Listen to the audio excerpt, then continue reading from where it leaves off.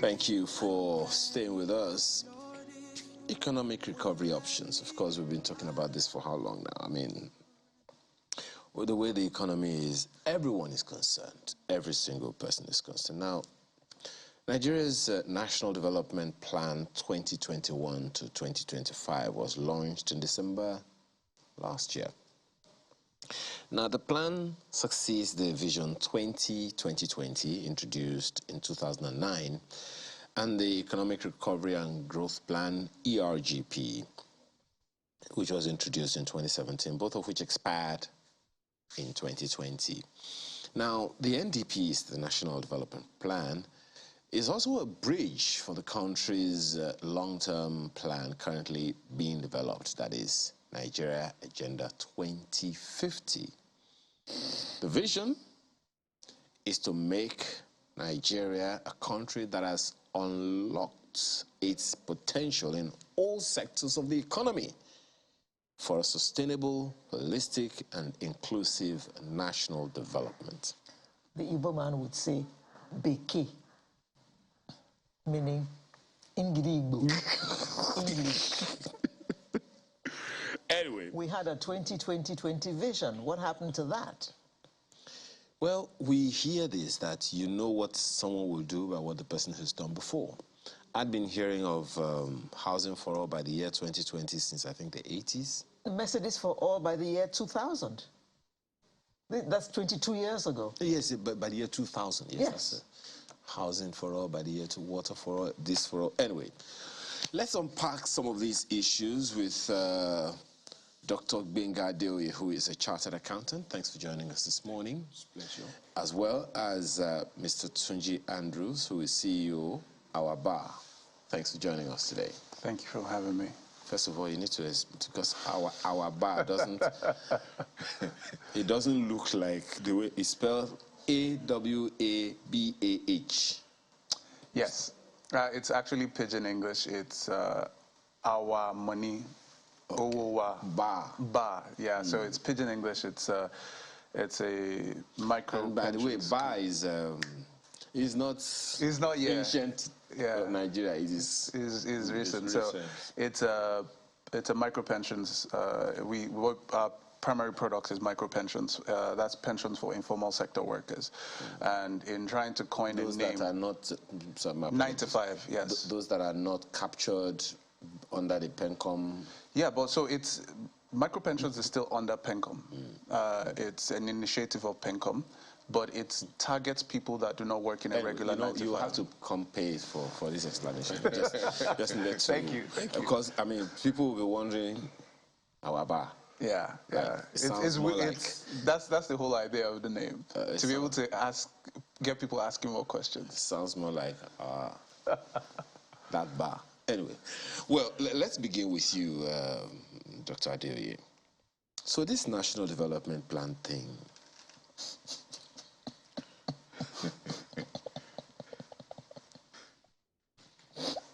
This National Development Plan thing.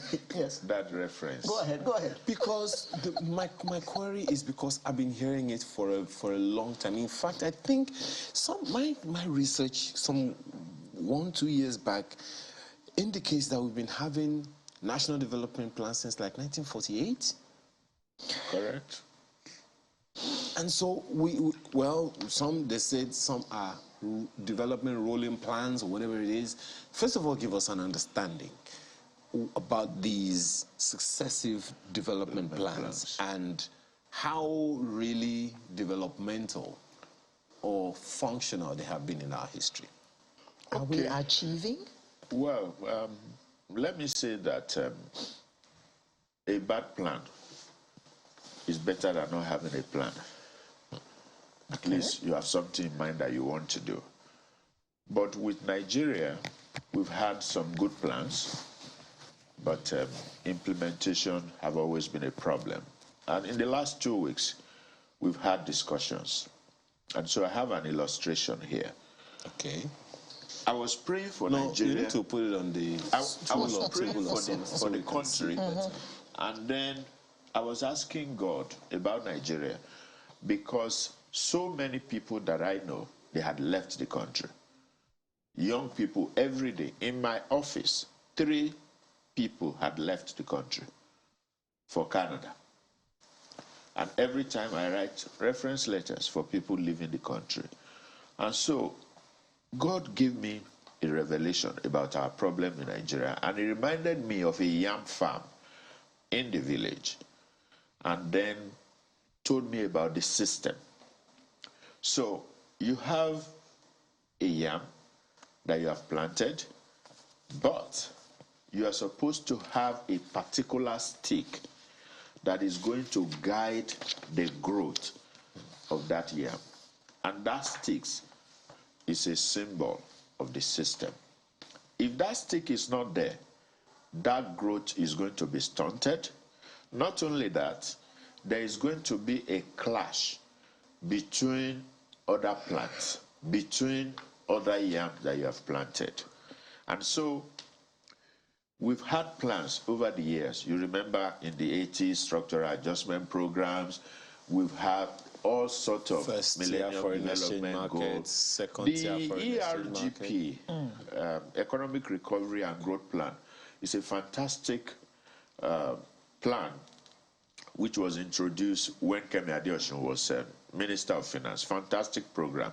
I had opportunity of looking into this before it became implemented. Now, or announced to the public. But we don't have a system. That's our major problem. The system upon which you are going to implement those plans. And I'll give you various examples. University system, we are in crisis. We'll touch on the economy at the university level. In 2017, you were talking about when the ERGP was introduced, the business environment, the Federal Government Business Environment Council, they issued a memo to Nigerian Custom on the 18th of July 2017, telling customs not to have a roadblock 40 kilometers after the border. And then the customs sent circulars round their various offices that this must be implemented before Friday, 11th August 2017. Till today, as we speak, that has not been done. I'd like you to take a pause on that. You've established something that we can't build something on nothing. Oh, yes. Essentially saying without a system to carry the plan, it's not going anywhere. But we've been having these plans all the same, Mr. Andrews. And so what's the point, if you agree with Dr. Adewi? So to a large extent, the issue I see is not much of not having a plan.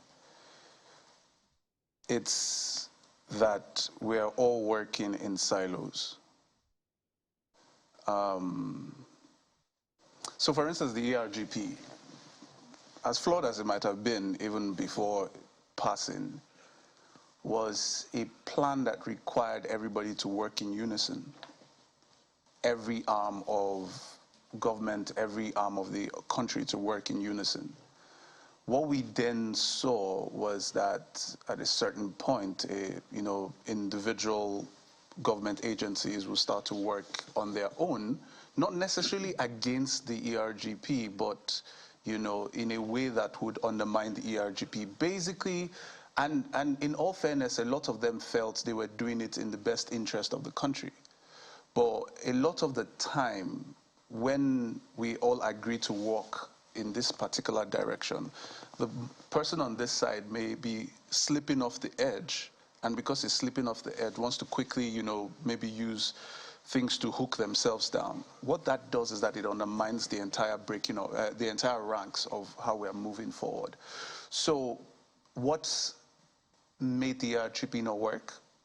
First of all, the way it was put together. It wasn't put together with the full input of the entire machinery that was supposed to make it work. Then why did it fail? because when it was implemented, not everybody agreed with it. So not everybody worked in the same way it was supposed to work. And you can just start from the way the CBN governor has, in all wisdom, worked towards, imploring monetary policy on the economy. I always refer to it as fixing a problem that did not exist, and then fixing the fix that created the problem that did not exist to begin with. I'm sure I confused you. Yes, yeah, I'm as confused as you too. But Mr. Andrews, when you say that we're not working together, all of this is a plan by government. Yes. And all agencies of government should actually be on board, all working in one direction. Should, yes. But what you're saying now brings to mind the complaint of security agencies regarding Boko Haram, that for some of them, it is a competition between the agencies and not a working together towards a common goal. Is that what we're seeing here? Absolutely. And if it is, why is this what is going on? So, when we're all working to make Nigeria a better place. So that is a singular goal. I remember the ERGP. Unfortunately, we have to keep going back to the ERGP. I remember that the target for the ERGP GDP target was 7%. We've never done 7% in the last 20 years. We've not done 7% GDP growth in the last 7 years. My first question to the economic eggheads, who are very respected economists across the country, was how are we expected to do 7% growth from a recession? Remember, when a recession at the time, how we're supposed to make 7% GDP growth in 2 years? And the response I got was, we've done it before. I said, no, we've not done it before. We've done 6.9. If you are an economist, you understand there's a difference between 6.9 and 7. And plus, the 6.9 came from years of over $100 per barrel of crude oil. So we had accumulated years of a largesse. So it was natural that would have grown to 6.9%. And nobody had a clear reasoning to how we will get to 7%. So in that room, it was already clear that the goal could not be achieved because none of us knew how to do it. Okay. Both of you agree on the fact that we have faulty systems. That's what it's sounding like now. But the ERGP has since evolved into the National Development Plan, which has, from what I can see before me, about 2 years or thereabout, because it's 2021 to 2025. So maybe about less than 2 years, if you ask me. Because I'm not sure what month of 2025 this is supposed to expire. So if we don't have a system, as you say, and the clusters are not working together, as you say, Mr. Andrews, Dr. Adeye, what is the fate, in your opinion, of this National Development Plan? We're still not going to achieve our target. Like I said to you, that the yam farm, as an example, when there is no system that controls each yam as they grow, you're going to see intersection, and then there's going to be clashes.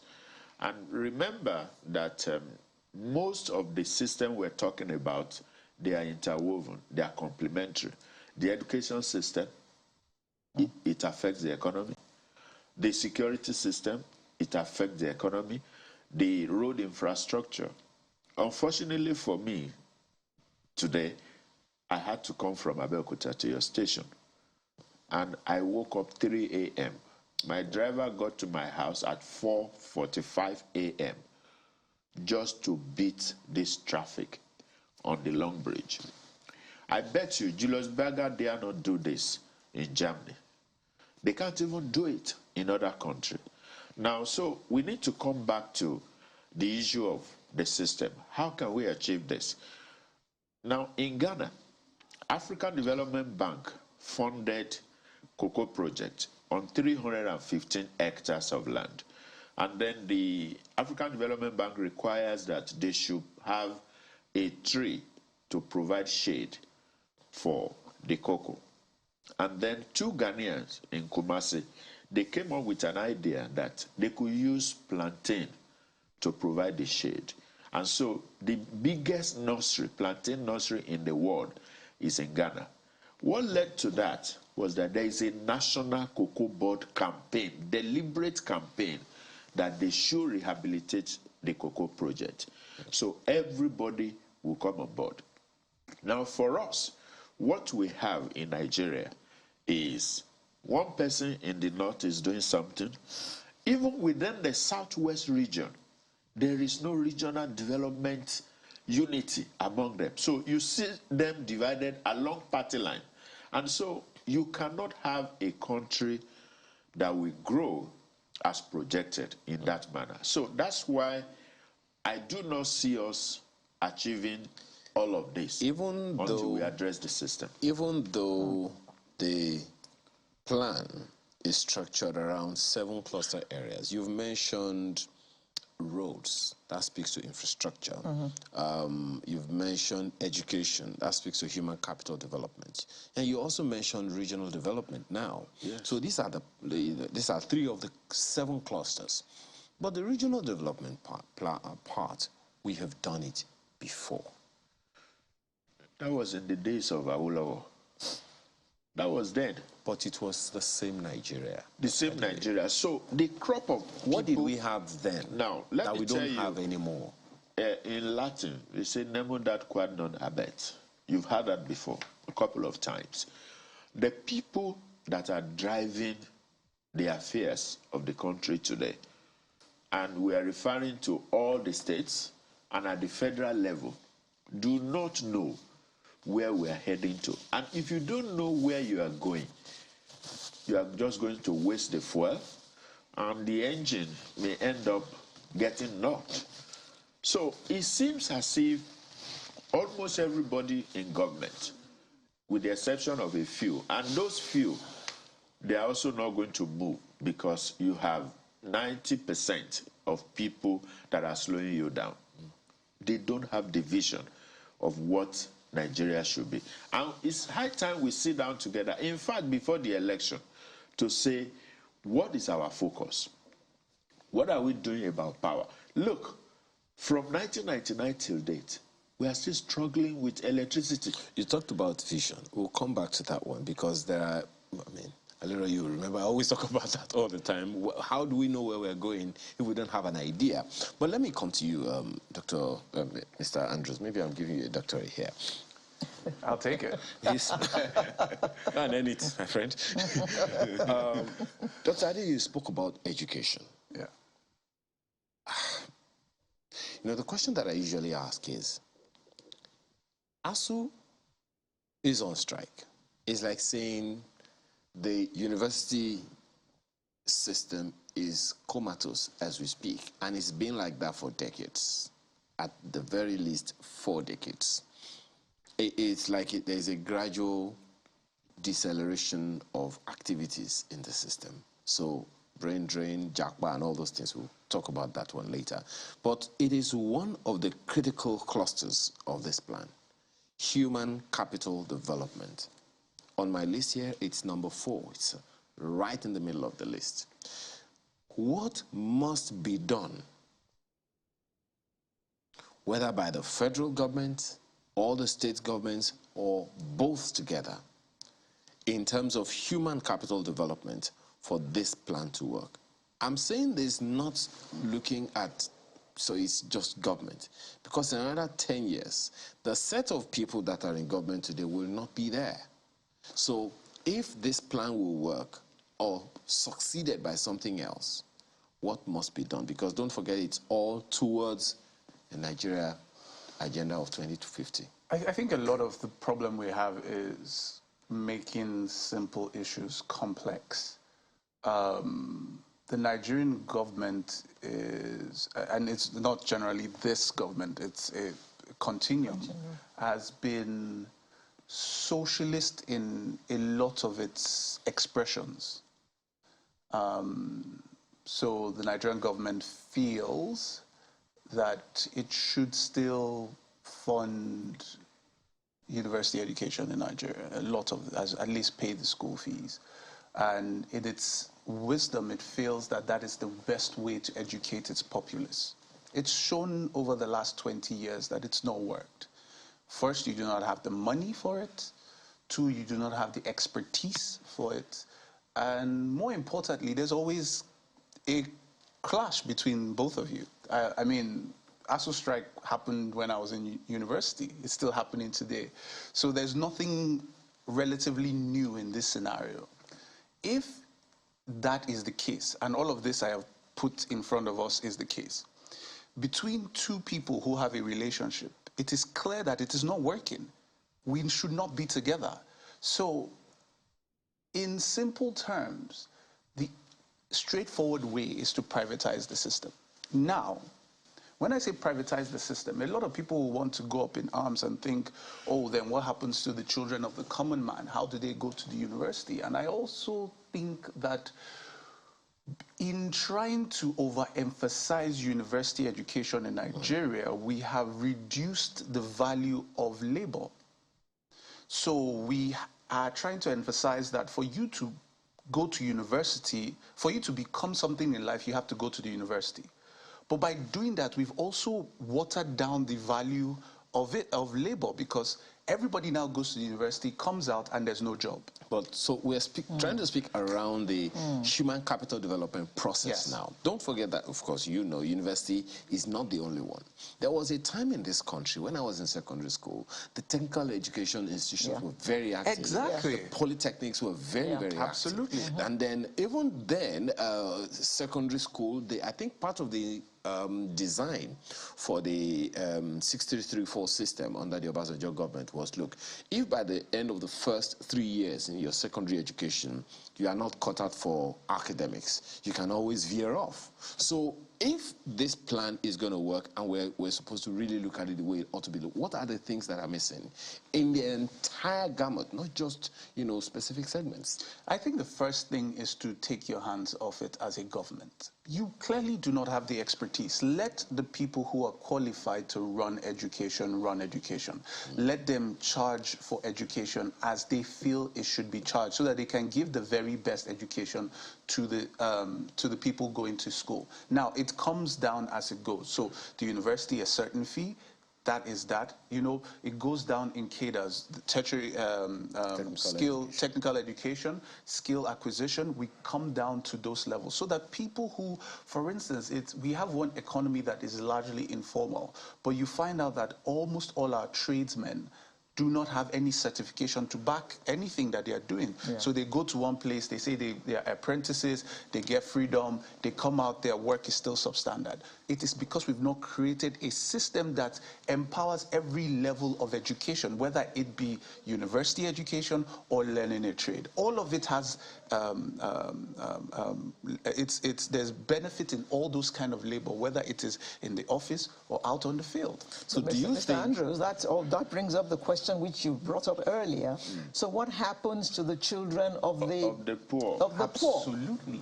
Will they not, I mean, because their parents are poor, they can therefore not acquire university education?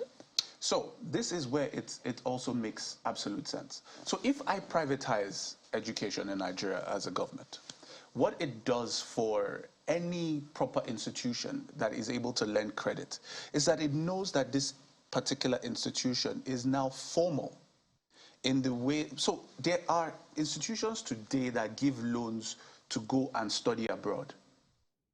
But there is no institution in Nigeria today that gives loans to study in Nigeria. There is a simple reason to it. The simple reason how is... am I going to get a loan to study abroad? I'm trying to... leave your country. I'm trying to understand. Yeah. That cannot work. But there's a simple reason. You to because leave. What it does, what the person giving the loan is able to factor in. Just a second, I can't get past that. No. Who authorized that policy? It's not a policy, it's just a business case. For me as a lender of credit, if you're going to go to a university, say in Germany, to study medicine, I know when you're going to finish and when you're going to start paying back my money. See, Simple. you see, pure logic. we're back to the same problem that we spoke about a long time ago. There is a wide gap between the rich and the poor. Now, the middle class also, they feel oppressed by the system. But I heard you before we came into the studio, you were talking about Japa and the rest. The people that have left the country, they are not poor people. You had the banking sector, they said that succession plan is in crisis in banks because most middle-level managers, they have left the country. Candidates. And the people that are leaving the country, because if you check the amount of money that you need to relocate to UK, US, or Canada and settle down, it's a lot of money. About 40 million, 30 million in some cases. Some people even get loan to have proof of fund, and they pay huge interest. People sell their cars, houses. Now, it's not as if they are poor, but they left because of the system. Now, we are back to the issue of the gap. You've seen a lot of pictures of children of ministers, governors that are graduating from university outside the country.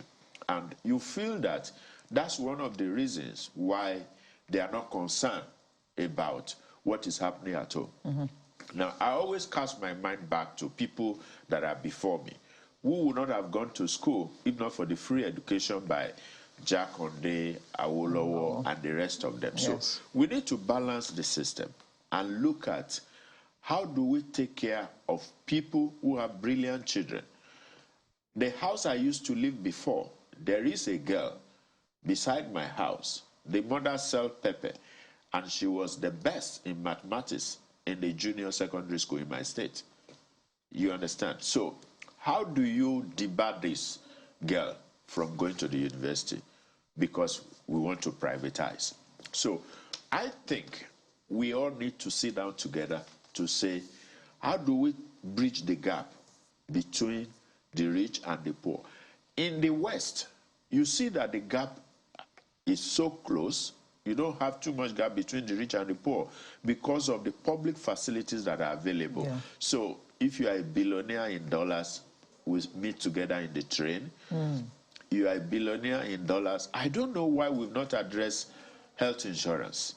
If all of us contribute to health insurance, the pool of fund will take care of some people who are poor, who may not be able to afford certain things. That's what Obama did in the US. So the gap that we have in the country has not holistically addressed certain class of people. And because of our system, a lot of people have the mindset that if I don't go to the university, I'm not going to be relevant. We know that technical education, if you are a plumber abroad, you probably make money more than some people who works in the office. Blue-collar jobs. Yes. So this is a system that we need to address. For me, I think government needs to put on the table, if we are going to privatize our universities, because the University of London, they have about 17 institutions under that university. You hardly hear about strike. It doesn't occur. You never. Forget hardly. You never hear about strike. But here, even the lecturers in the university, most of them are not putting in their best. Because they're poorly paid. Because when I do interview, when I interact with people from public universities, and I do interview for people from private universities or those who studied abroad, I see the gap clearly. Because you stay at home for 6 months, you go back and then they rush you to do the exam. So we need to put on the table, what are we going to do for the poor who have brilliant children and they need to go to school? I think there's always a devilish eye on capitalist agendas. And that devilish eye is what has kept us where we are. Is that suspicion that if capitalism prevails, the poor will die. It's a natural phenomenon. But you see what capitalism does, and I'm sorry I'm using the word capitalism because it does make my point a bit more evil looking. But and you're not afraid. but here is the thing, and this is what it does to the conversation you talked about in the gap.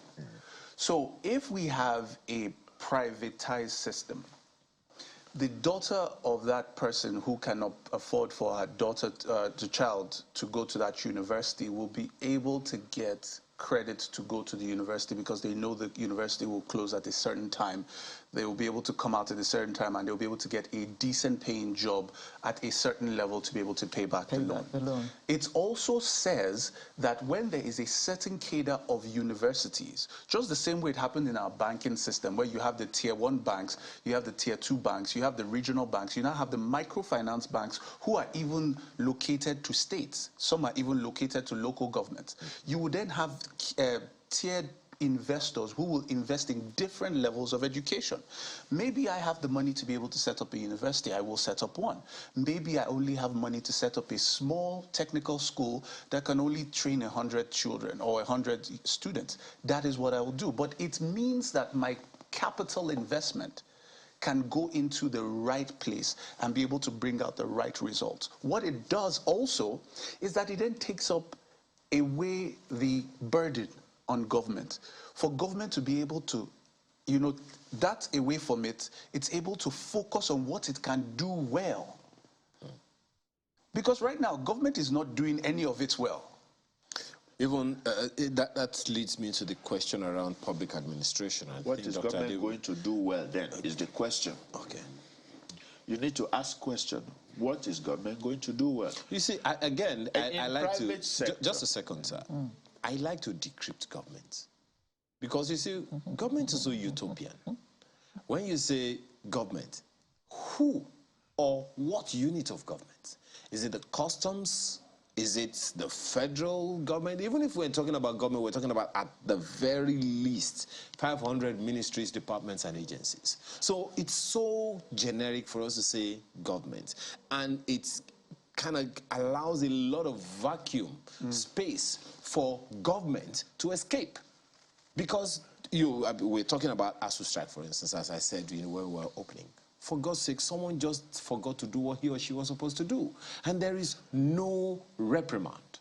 So, speaking to public administration, there are people who are supposed to do some things. I remember when this government came in, I think in 2019, 2015, 2016, I heard a lot of some volume from the vice president himself about reforming the civil service, the federal civil service. And there are many who believe that that is the hub of most of the issues that we have. And that if this plan is going to go anywhere, unless we reform that sector, we are just window shopping. I agree. So that takes us back to the issue. You have the civil service, so many ministries that are not necessary. As an investor, I'm not going to inherit this kind of government, assuming Nigeria is for sale, for example. I'm not going to buy Nigeria and inherit the liabilities that are on ground. You now have to do what we call performance appraisal. What is the return that is going to come? What is the benefit, direct and indirect? So the system that we've had over the years, maybe from 1960, from my interaction with the elders, those that are in their 80s now, is that what civil service have done over the years now is to mop up the unemployed people from the labor market, and so they are always very scared of retrenching people, of asking people to go. But I bet you, if you ask 50% of the workforce, I'm not talking of ghost workers now, they are going to probably do better on their own and earn better if they work with their hands. With my experience in business, I've also interacted with people when they retire and they talk about their gratuity, they talk about their pension. I said, so this is all you have spent your 35 years to do, and then sometimes they don't get the gratuity. So I think what is the problem is that the system has a lot of leakages, and so people are many in the system, not because they want to serve the people, but because of the leakages, and government is aware of this. So you now discover that when you are giving an appointment, I was discussing with two generals in the army yesterday, retired, and they said to me that the problem of governance is not only with the people that occupy the office, but with the followers. So if they announce you now, or you now as minister, before we leave this studio, some people will call you and begin to congratulate you and say, yes, I know her, I have her number, and they want to visit your office. Not to visit to advise you, is to say, what can we get from here? So this is the problem, and this is the angle from which people have looked at government. But if you take government as a business and say, let me have the performance index, KPI, the key performance index, what are you able to achieve? There are people who don't go to work for months in some ministries, And get paid. some MDAs. Yeah. The other time, I had the National Assembly. These guys in National Assembly, they are doing some good things now in their oversight function, and then I've listened to some of the public hearings. They asked one man, and he was telling us about Raw Material Research Institute or something that they have pumped money into over the years. And they asked him, what did you achieve over the years? He said, we have modernized the production of suya. I was almost weeping. You know, Was it suya or kilishi? Kilishi, Just to be clear. you had it. Yes. We've modernized the production of Kilishi, Raw Material Institute or something. Now, this is an agency that is supposed to go into research to say, you are producing something, what can I supply to you? So this is the problem that we have. So it's more or less create ministries, create agencies, so we can just dump people there. Yeah. In the past, in the days of the likes of Simeon Adebo, best brains were in the civil service. But now that has gone. What happened? Okay, you wanted to... Yes, I want to take Mr. Andrews back a bit. You know that thing about you go through school, and on the next step, of course, you want to go to university. And it hasn't always been like this, as you pointed out. Number one, what happened? And number two, we need to change that mindset that the logical step after secondary school is university. There is either university or technical school, but nobody wants to go to technical school anymore. So how can we change that mindset so that we realize that it is not automatically a university which you may go to and not get a job? Technical school happens to actually be a better option in the Nigeria of today, where you can come out and be your own master, doing things with your hands, which seems to be more profitable these days. My closest friend, she has passed now, was a medical doctor, but she was also a seamstress. After doing her medical work from 8 o'clock to 2 o'clock, and she confessed that she was making more money from making clothes than from being a doctor. Absolutely. So how do you achieve that mindset change? I think we even have a very unique opportunity right now, especially with the age of the internet and technology, and the fact that the world has a shortage of developers. I think we have a unique opportunity to be able to not only skill up a lot of our young Nigerians, but also be able to give them opportunities to be able to earn at a very decent rate, not only as earning from Nigeria, but they can, have remote jobs across the world. But you see, it all starts at the very simple basis of us being honest with ourselves. It takes a lot of honesty to come to the point where we first agree that a university degree in Nigeria today isn't as valuable as it used to be 30 years ago. And I apologize to anybody who is about to come out from the university or just came out. it is not as valuable as it used to be. If we continue to dress it up and, you know, put makeup on it, we will continue to lie to ourselves. So and devalue it. Exactly. Yeah. So exactly, we devalue it ultimately.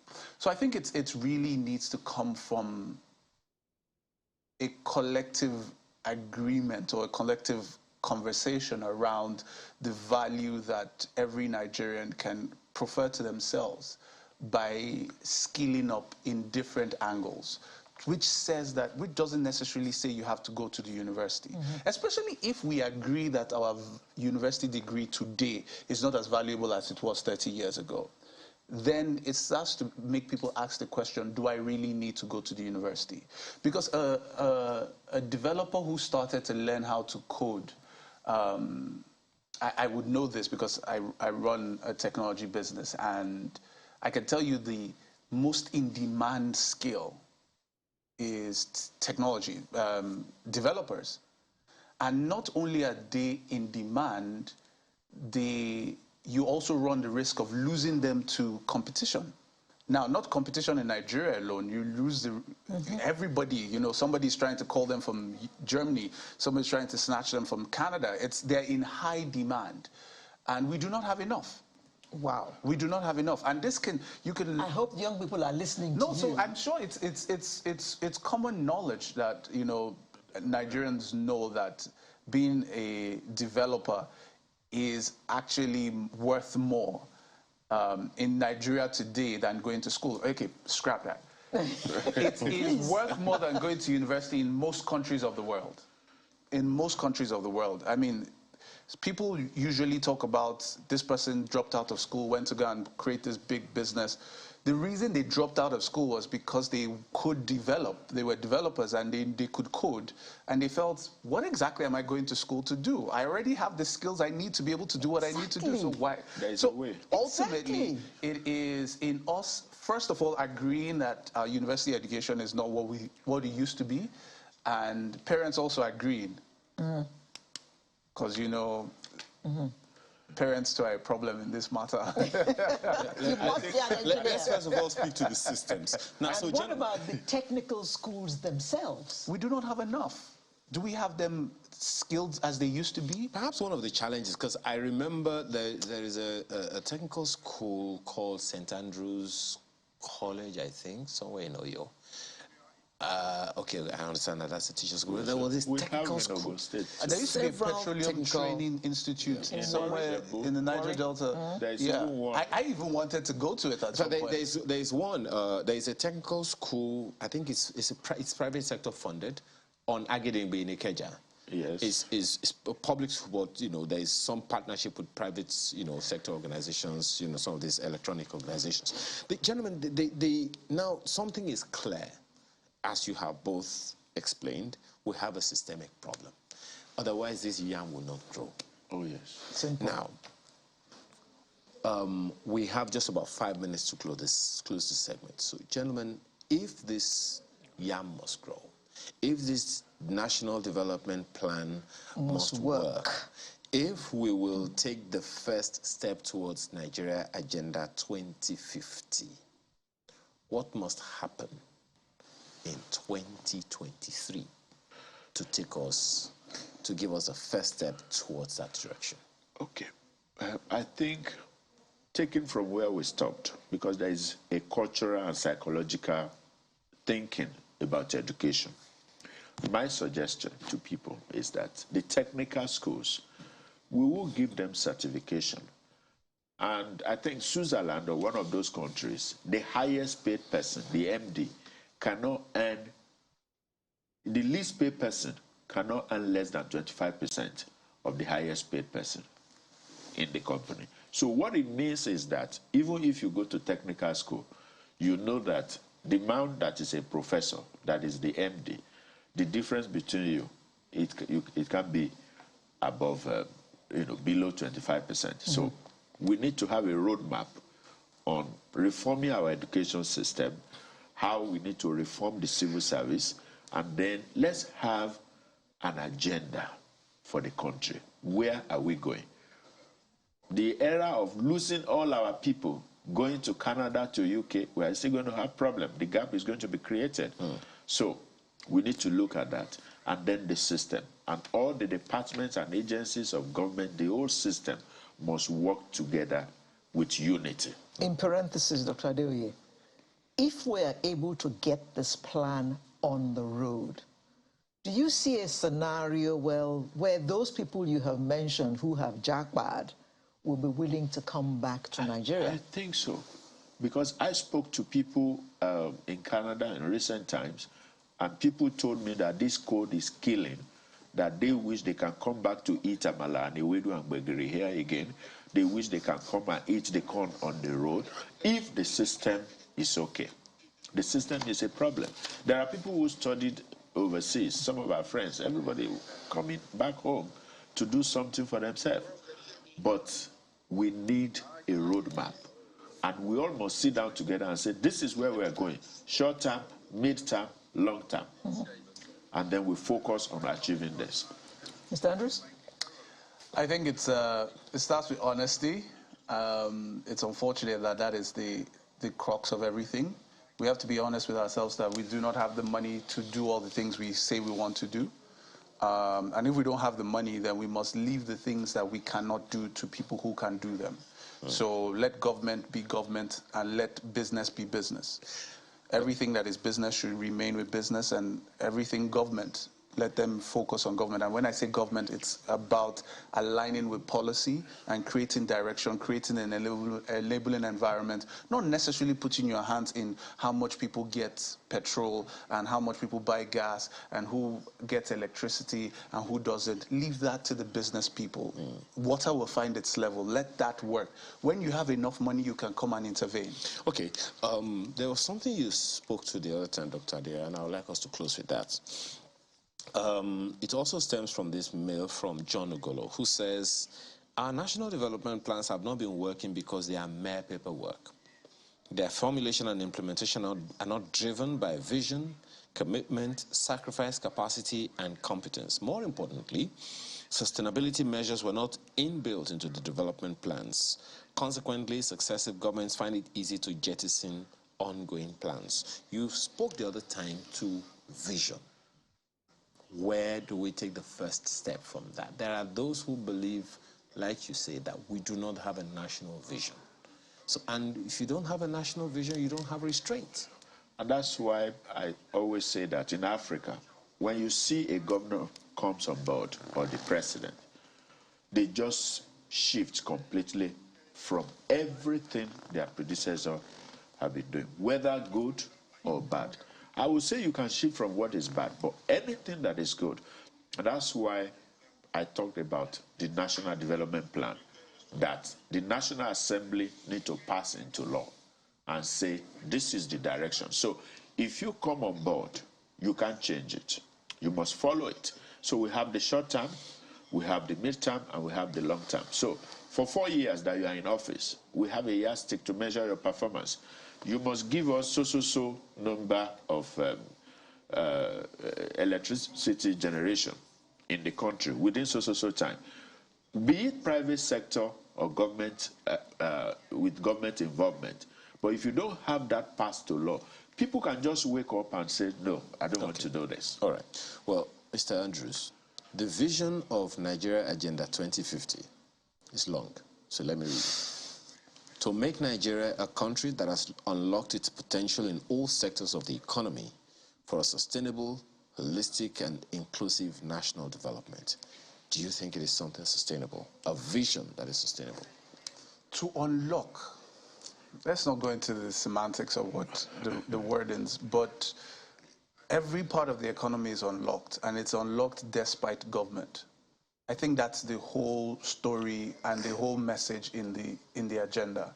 It is unlocked despite government. Government should just step back and let business be business. Okay. Well, despite the disturbance of government. Oh, yes. I'm just modifying what, because the despite is trying to be nice. To be nice, despite the disturbance of government. But is that to say that government is irrelevant in all of these? No, private sector will do business, but government should provide enabling environment. Rather than provide enabling environment, they are disturbing your business. But then they have laws Multiple that allow taxation them. is an example. They have laws that allow them to do the things that they do. That's why we need to have a national development plan that is passed to law that every successive government must follow.